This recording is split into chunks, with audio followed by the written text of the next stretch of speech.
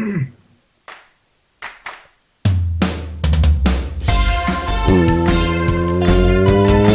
everybody, to a special edition of the Put Liver Podcast, AEW Double or Nothing Prediction Show. I am your host, Andrew Gomez, a.k.a. The Mez, joined today by my lovely, wonderful, beautiful co-host. To my left, he is the 10th wonder of the world, the puncher of walls, Dickolich himself, Richard Garcia.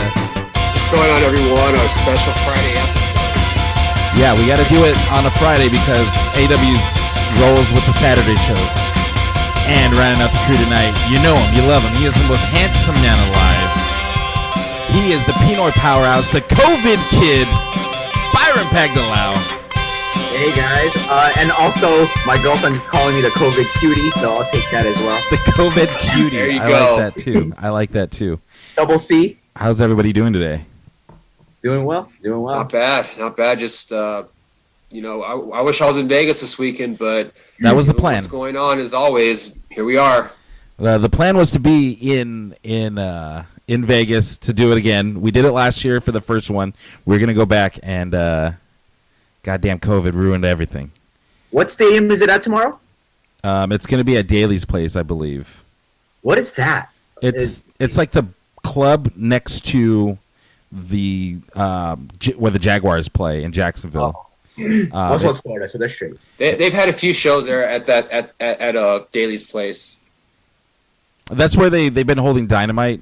They also been using the what is it, the Hardy or the Nightmare Compound. Right. But yeah, so it's basically a concert venue next to the actual what's it called? Next to the Jacksonville Jaguars Stadium. So it should be good. It's going to be another empty arena show. I'm going to buy it. I think we're going to do something for it tomorrow, maybe. You think we should just go? How about we just do the podcast like at 3 or 4, and then just go into it, like do live. We'll cut up the podcast and then we'll just go straight into it. Yeah, I'd be down with that. Because we can share the screen and then do like a live commentary. I don't know if we'd get shut down by YouTube for doing that, but.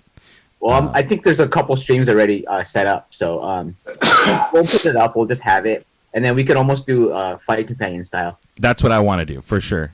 Yeah, let's try that. Let's see, and then we can watch it together. That'd be kind of tight.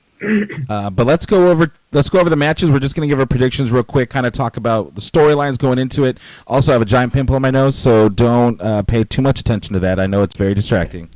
But let's just get into it. The first match, I'm just gonna go on the wiki here. First match is going to be the tournament final for the AEW TNT Championship. Going to be presented by Mike Tyson, who on Dynamite they said he's going to have free reign to be ringside, watching from the stands. He kind of can be wherever he wants. They said. So you got Cody with Arn Anderson and Lance Archer with Jake the Snake Roberts. They had a little awkward face off. I feel like Jake Roberts kind of just talks, like he doesn't let anyone else talk, and it's kind of a weird, like the whole segment to me was kind of odd. Like I had no idea where it was gonna go or what the point of it was. It felt like they were building a match for them two. Right. I was like, yeah, what? Like you guys haven't even mentioned the wrestlers yet. Like, what's going on here? I think Arn was going to say something really good, and then Jake cut him off and was like, well, we can have a match anytime, anywhere, which was weird. Like you guys said, it wasn't really a way to hype up the upcoming match, but rather a match that will never happen, which is surprising because you would have thought within their histories they would have at least had one match on TV, but they never did. Were they ever together, at their peak of their powers, at the same federation? AWA, maybe. There were times where I know. Let's see. I'm trying to remember, maybe WWF in 88, 87. I know that's the year Arn and Tully jumped ship. Oh, that's right. They were there for a bit. But they were more in the tag team division, and Jake was kind of being in the mid card. I'm sure they probably did before that as well. But as far as being live and actually having a match, surprisingly, they never had a match. That's crazy. Right. All right, so with all this backstory, who do you got in this one? It's been a pretty good tournament so far. We'll go with you, Dick, first. Who do you got in this match? Well, I think it's safe to say Cody's not going to be anywhere near the world title. I mean, his stipulation was when he lost that match to Chris Jericho that he will never challenge for the world champion. So I think for me, you want to have someone like Cody to be the inaugural champion. That way, I mean, there'd be some prestige. Not that I have anything against Archer winning. I think it's more of an incentive to have Cody win it and go from there. Sorry, I'm gonna write down all our picks right now. That's an interesting picture. So you're picking Cody? Yeah, I'm going to pick Cody. This one's hard to call though, right? Because Moxley's a face, I guess, right? Face. No, Yeah. it's It's Archer and Cody. No, I'm saying, but we have one face champ. Yeah, Yeah. and the tag champs are faces also, Omega Right. and Paige. Right, so it's kind of tough to call. I think though,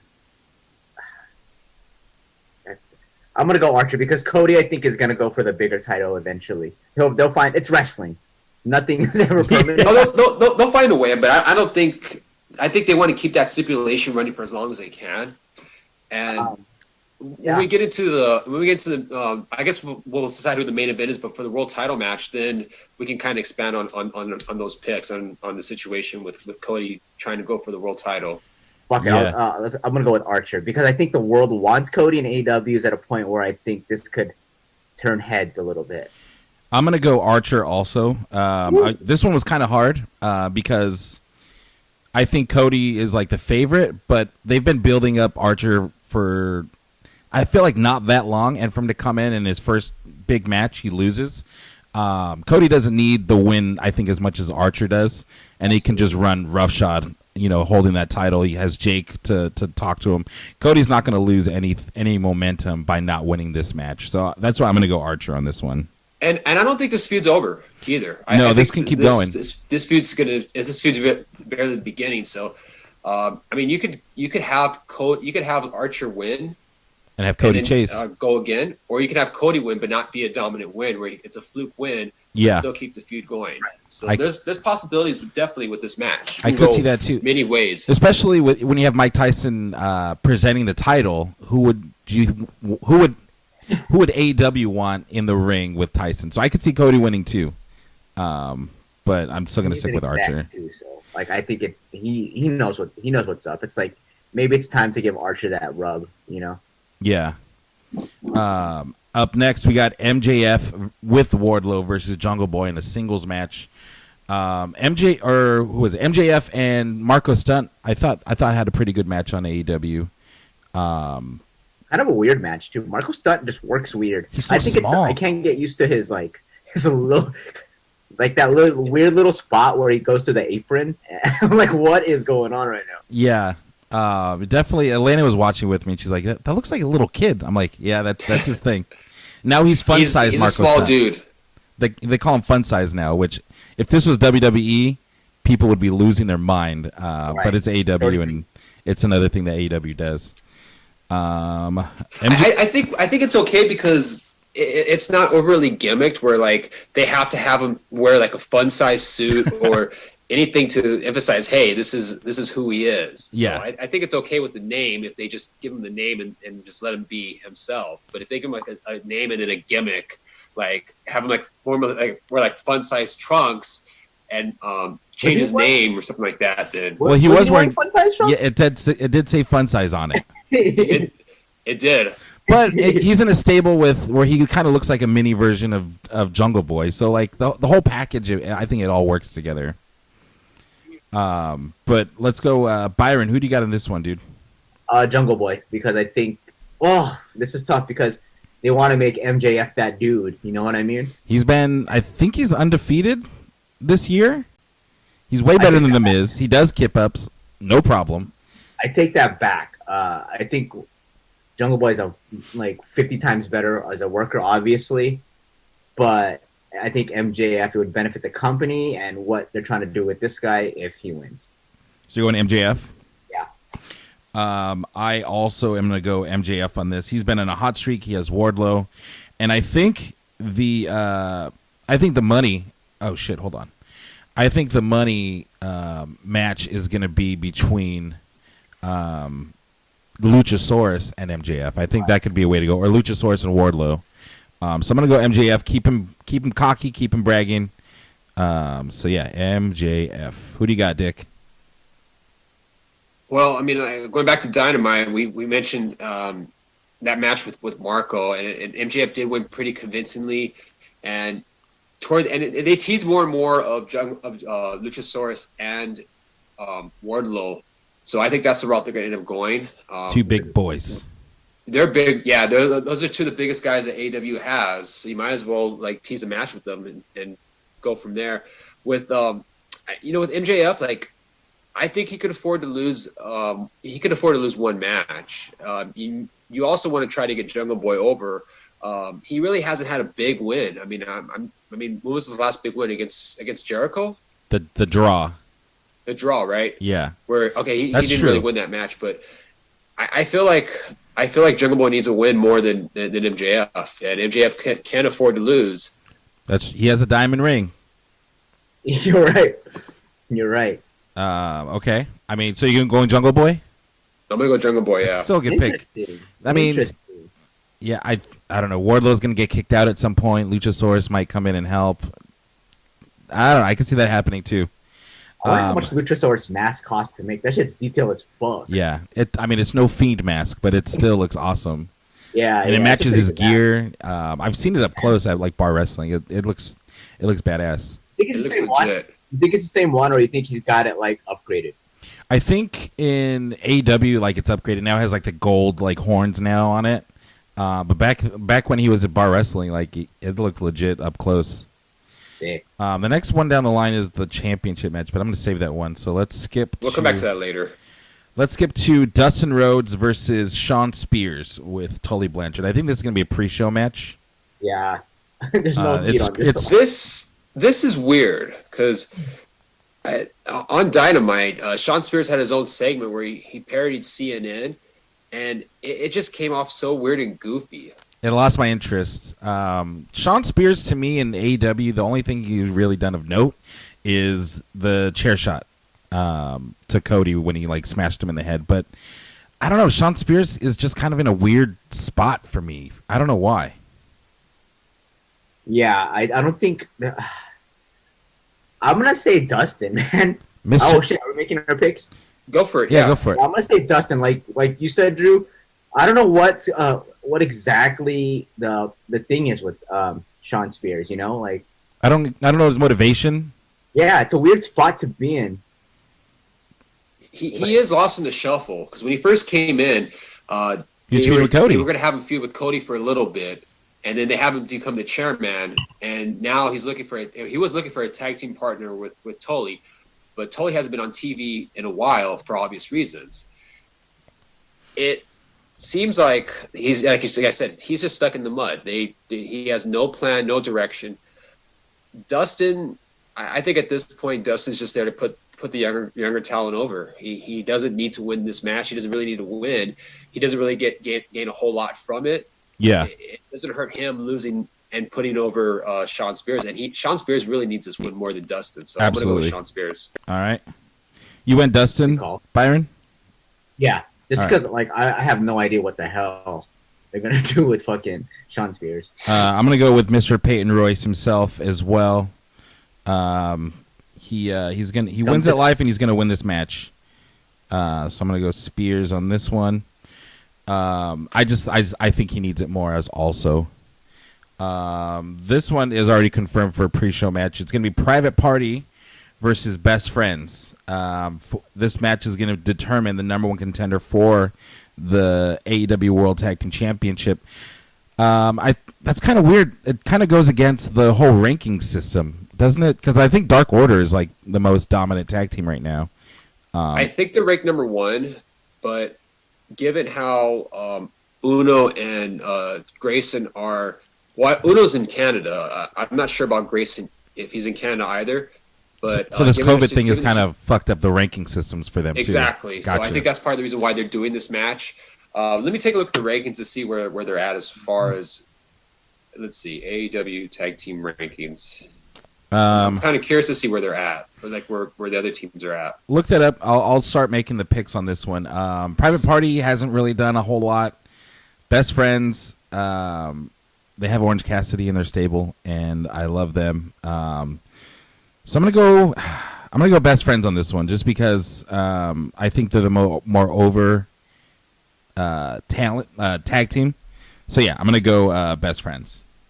Okay, I pulled up the rankings. So Young Bucks are ranked number 1. SCU is ranked number 2. Dark Order is number 3. Santana and Ortiz are number 4, and Lucha Bros are 5. So none of these guys are really in the top 5. Yeah. How do they jump?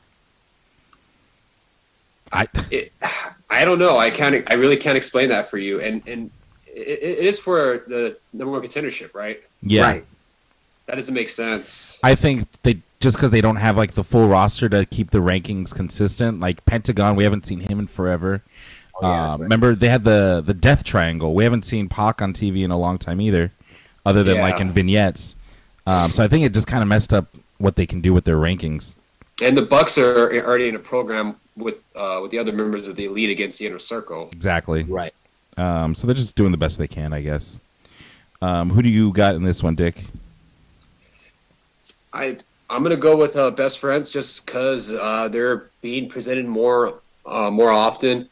You could credit maybe more so the fact that Orange Cassidy is now being over, and in turn they're getting the rub because of Orange Cassidy. Yeah. It's more beneficial to have them win than Private Party. I mean, nothing against Private Party. They're awesome. They're awesome. It's just right now is not the time. Yeah, I hear you. Byron? Just looking at the rankings, you're gonna have to go with Best Friends, but I think it eventually.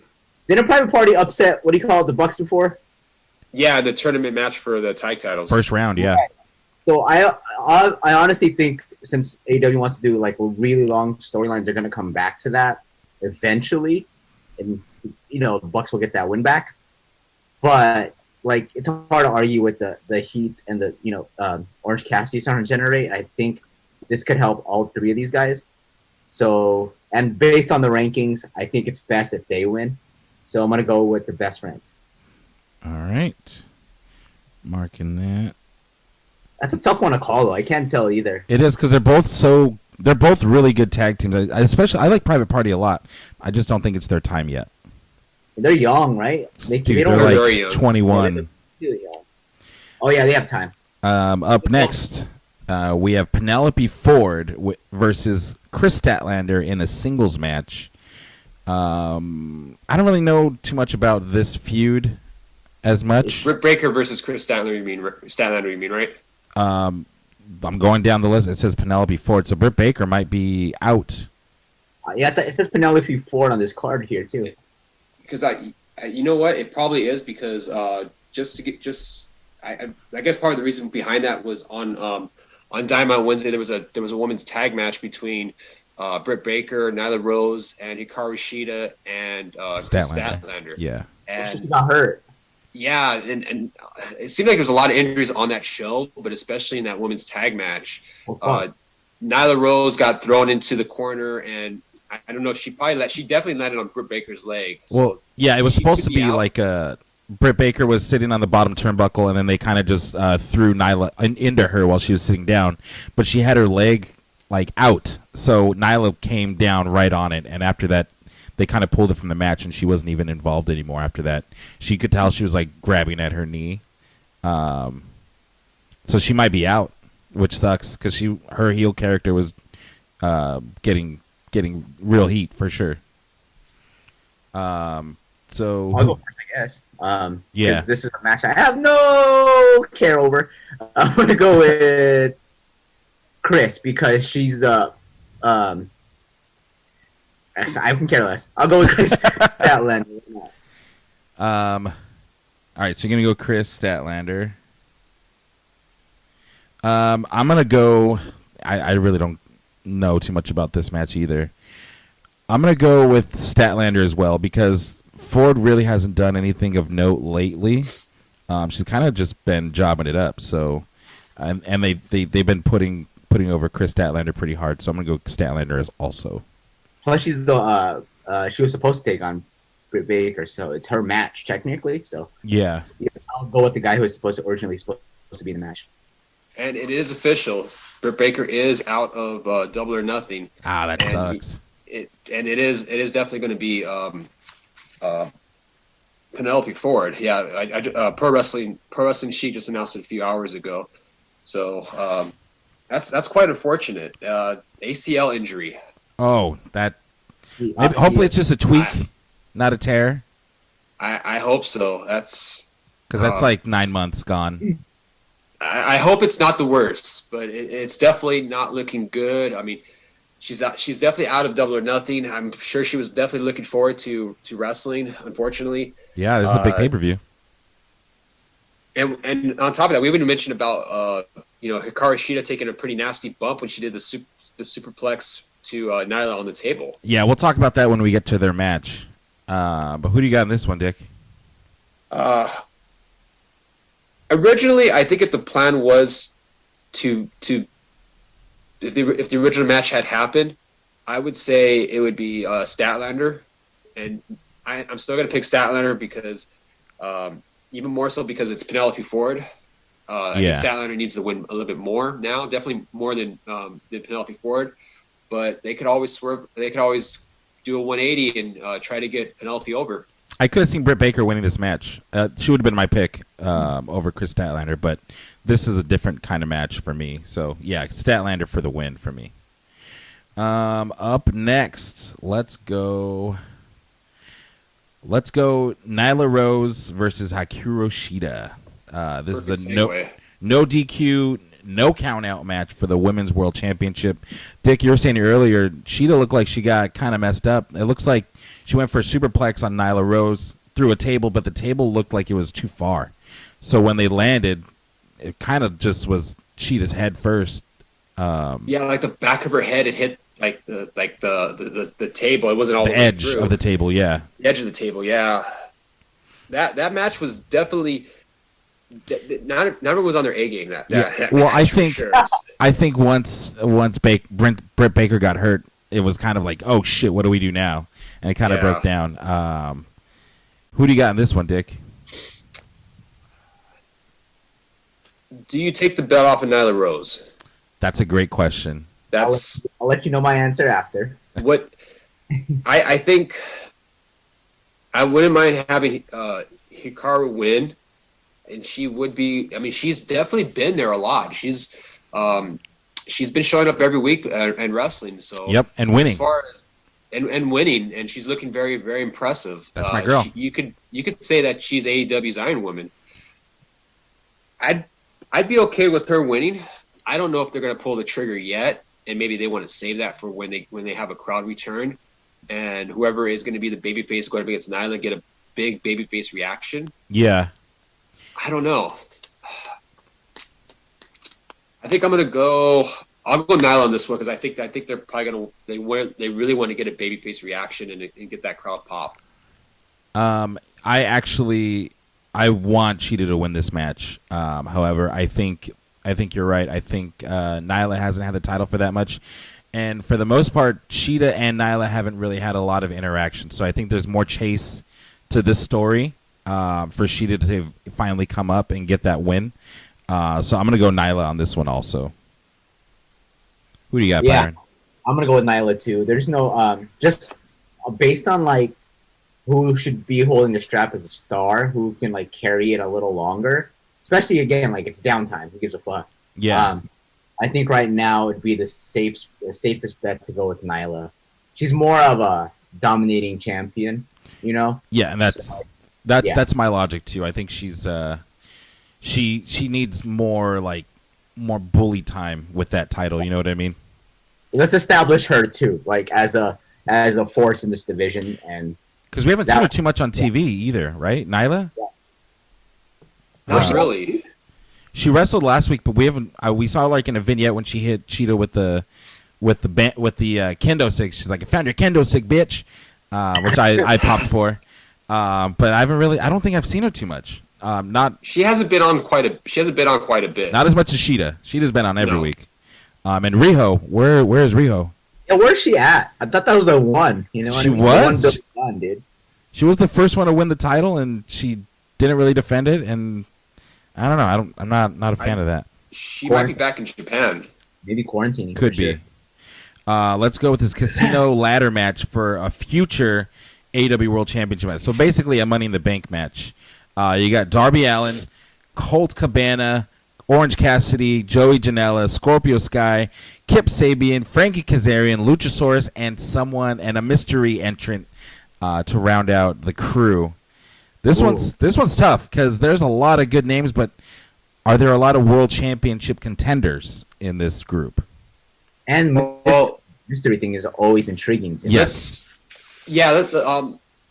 Let's Drew talk about Gulak. the ones who are actually confirmed. Are any of the names on here, like you mentioned, are they immediate contenders for a world championship at this moment? The World Championship, not just a title, but the king of the company. A lot of faces in this right now is what I'm seeing. I would say Luchasaurus, but I don't know about him against Moxley.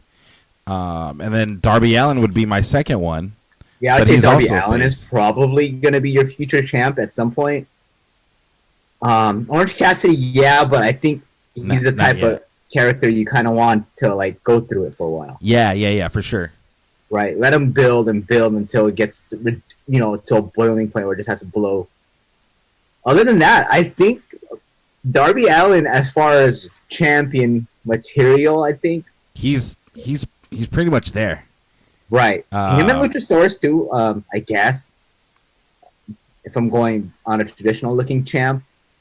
Cole Cabana's not a champ. We know that. I love Cole Cabana, but but I feel you on that. That moonsault he did was pretty nice though. Surprised. It was beautiful Asiai moonsault. Mm-hmm. Maybe mystery competitor. That makes me start thinking that it's going to be somebody who's going to be somebody big time, like Pac or some shit. Actually, Pac isn't even on this card, so he's see not that. on this card. Yeah, so that could be it. I mean,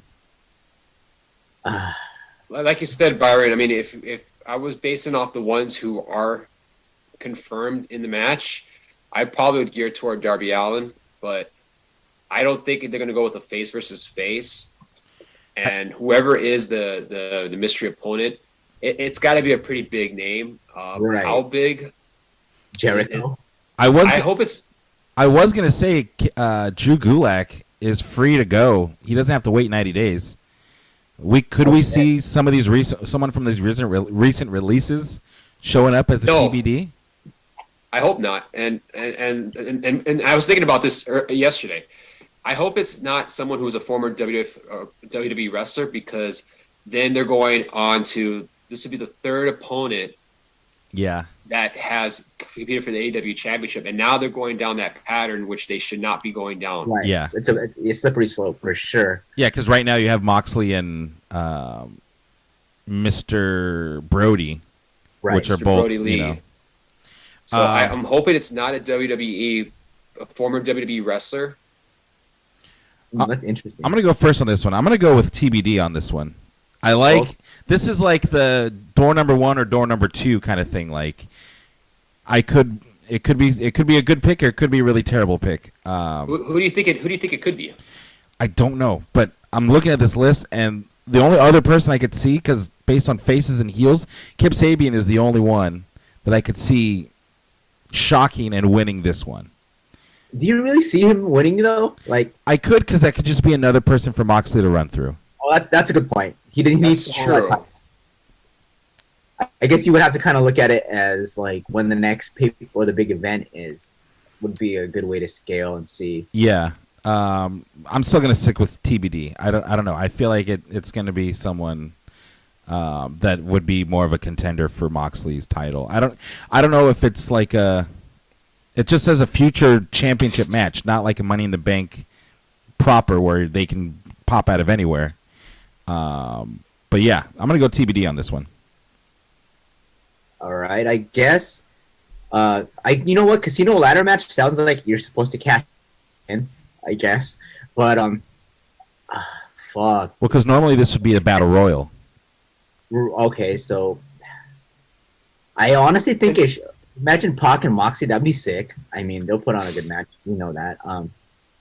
And that's a championship, level match. That's assuming that it is Pac.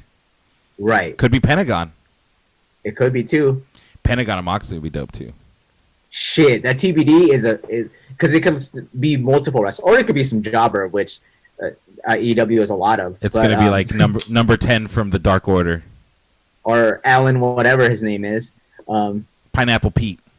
It could be Pineapple Pete. Why not? Fuck I'm it. gonna go Darby Allin. Fuck it. Allen. All in on Allen.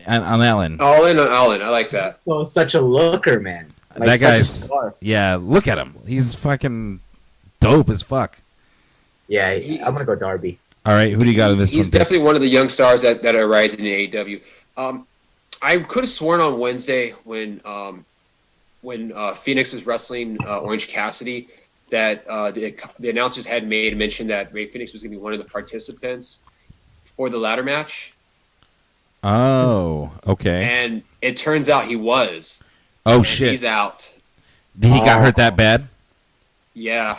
Definitely. Damn. And for those that don't recall, he was trying to do a dive after the match, and he was doing like it was a Ray Phoenix dive.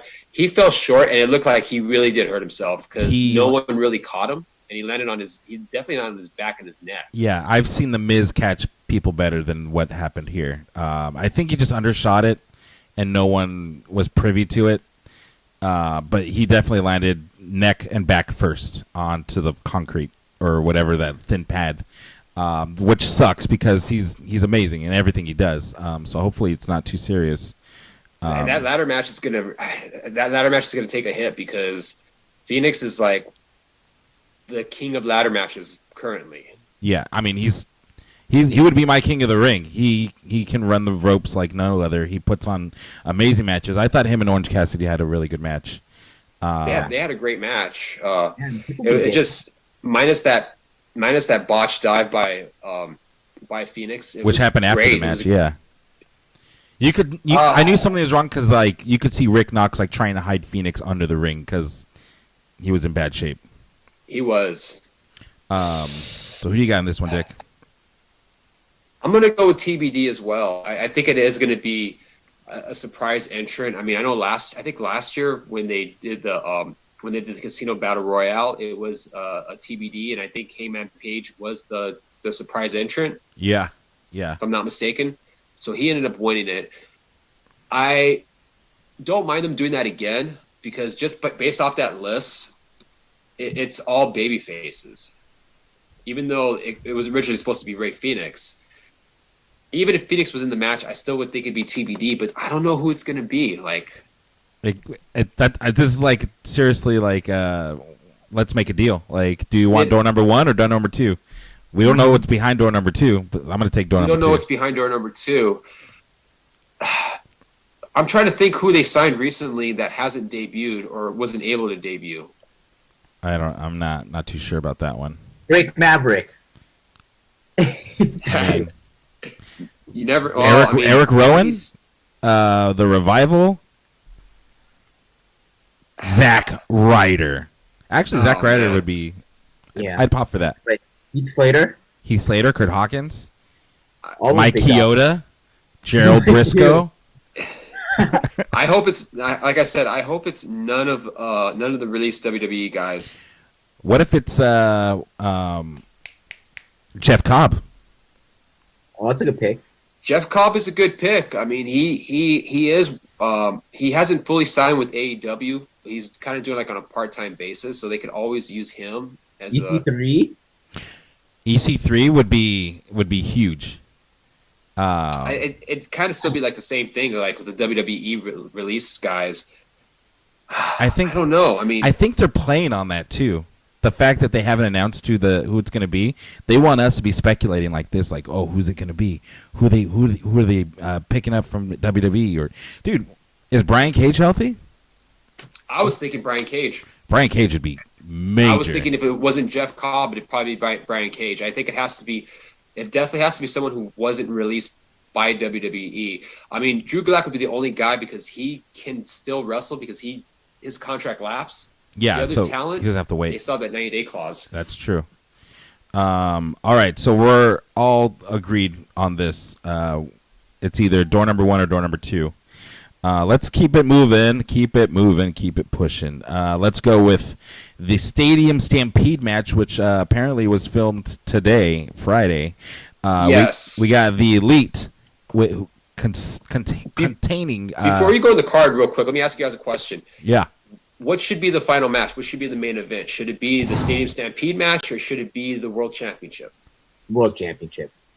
Normally, I would say World Championship, but the scope of this match just seems so big. I would feel bad for the World Championship to go on last after like this big crazy street fight. That's also a good point. That's true. I mean, eight man street fight tornado tag match. I would think that's going to be like nonstop action the whole time. And with the names involved, I think that would trump that would definitely trump the world title match. But if you're trying to build the world title to be meaningful, to mean something, then yes, you would want to have it to be the last match. That's why it's hard to call. It just depends on their booking logic. Do you make the world championship important, or do you put the biggest match you can as the main event? I think they're going to go that route, especially if this is already pre-taped.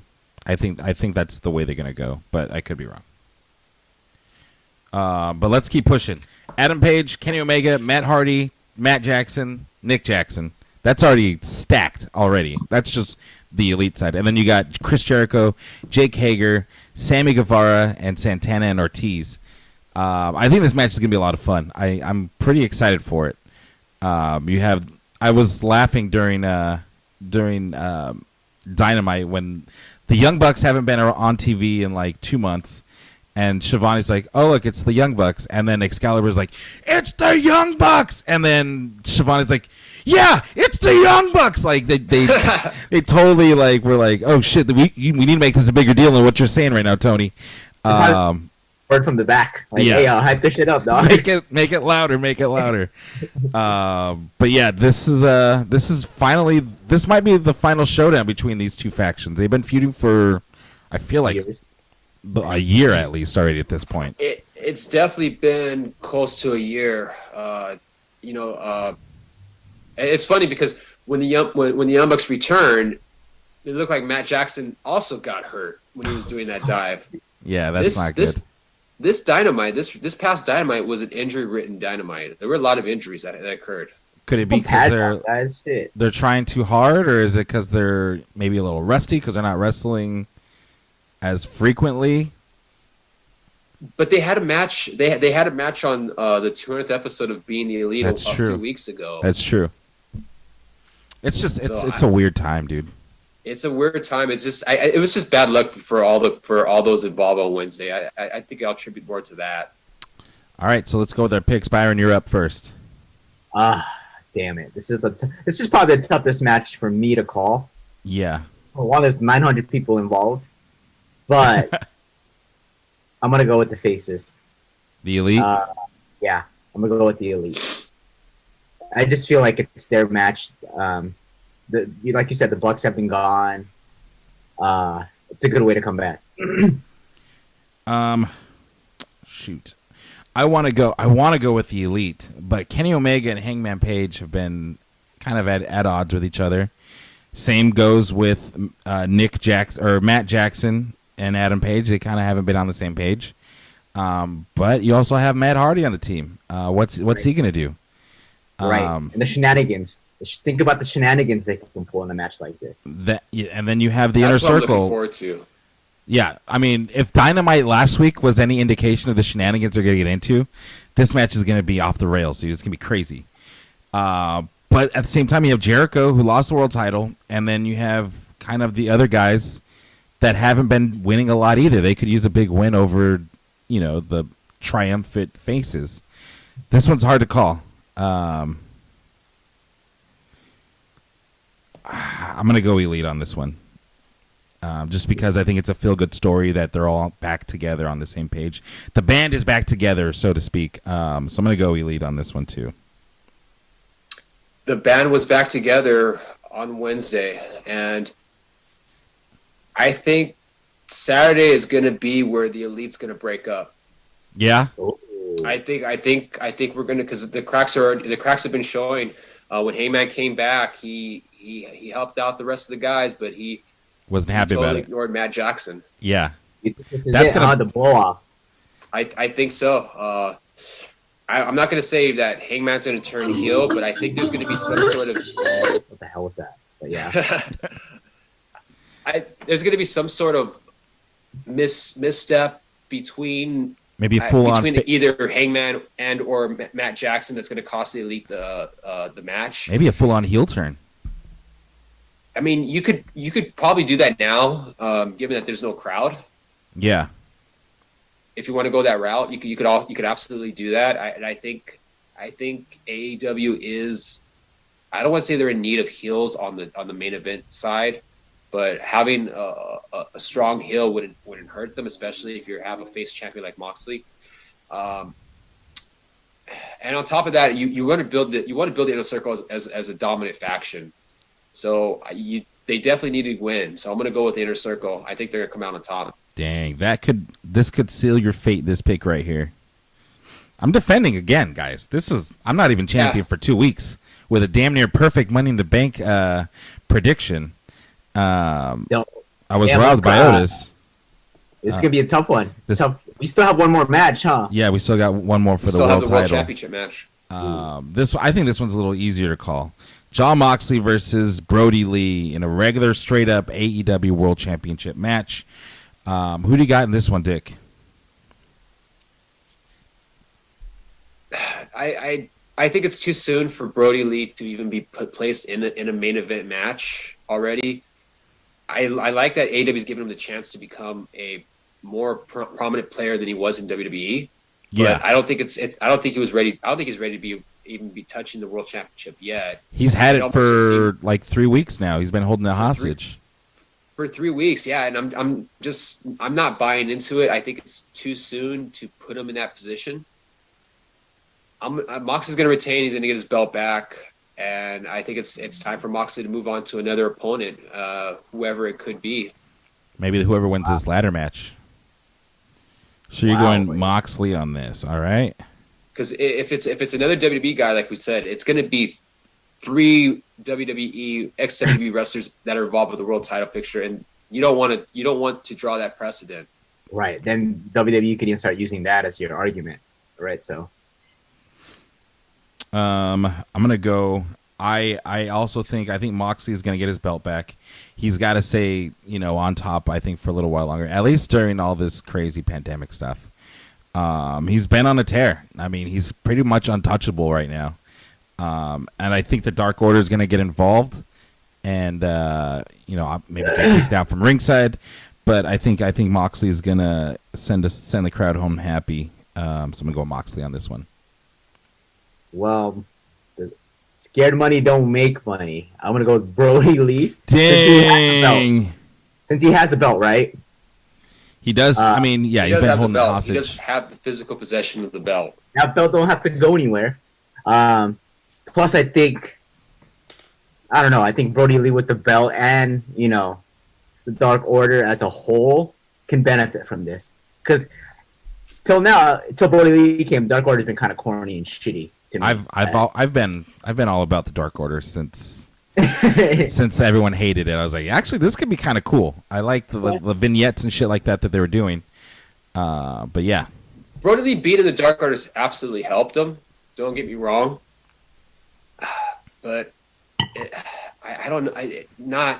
He shouldn't be near the title picture. Not yet. Well, he has a Dark Order with him too, so that should benefit him.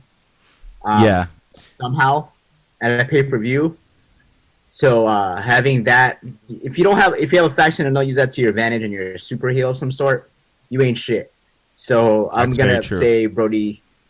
That's very true. I'm hoping that the next person that holds that AEW World Championship is not a former WWE guy. Yeah.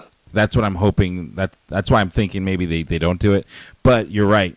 For Brody Lee to not win the title here just kind of puts them back down a peg, right, where they're building up a lot of steam. So it could go either way.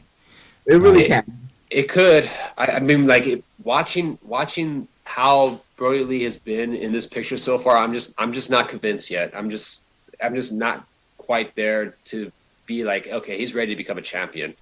Yeah, and I think the Dark Order is going to have.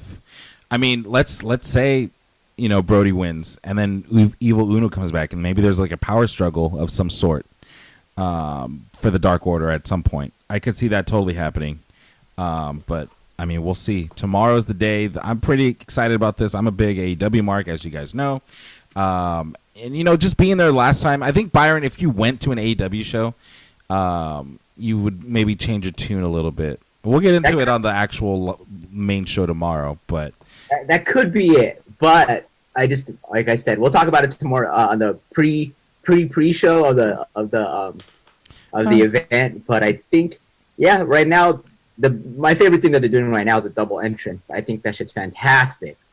How they have the two tunnels. Oh yeah. I think that's probably one of the most genius things they're doing. But for the most part, entertainment value, there's not. I don't know. There's a lot of the wrestlers that I just don't buy yet. Maybe I'm a little cornetty in that way, but there's like even that Sammy Guevara match was way boring. Like none of it was like, and I like him too. I think Sammy Guevara is awesome. I think it's just Matt Hardy that can't really move like he used to. I mean, Matt Hardy's in his 40s, so he's doing the best that he can. And Sammy Guevara, I thought, did an excellent job bumping for him. Yeah. I mean, I love how he took those twisted fates. Oh, and the one where he countered it was amazing too. That was amazing. And he's a little man. Like he's height-wise, he's probably like a lot of the wrestlers, but like his frame is very small. Very swimmer's body. Yeah, I'm like, dang, this guy is small. Yeah. But incredibly athletic. Yeah. We'll get a world warrior, I'll tell you that much. We'll get into all of this more tomorrow on the show. Thank you guys so much for listening. Tomorrow we're going to talk about the unfortunate passing of Shad Gaspard. We're going to talk about the dark side of the ring, Owen Hart. It's going to be a heavy one tomorrow. We're going to also obviously cover the rest of the week in wrestling and the other things that happened, and get ready for Double or Nothing tomorrow, coming to you live from Daly's place, I think. You guys got anything else before we get out of here? No, I think we'll talk about some of my COVID experience tomorrow too if we have time. Yeah, so it's going to be a heavy one. We'll definitely get into that. So make sure you join us tomorrow, guys. We'll probably be live streaming during the Double or Nothing event. So make sure you keep an eye out on the Instagram, Put Me Over Podcast on all platforms. Till then, thank you guys so much for joining us, and we will see you tomorrow.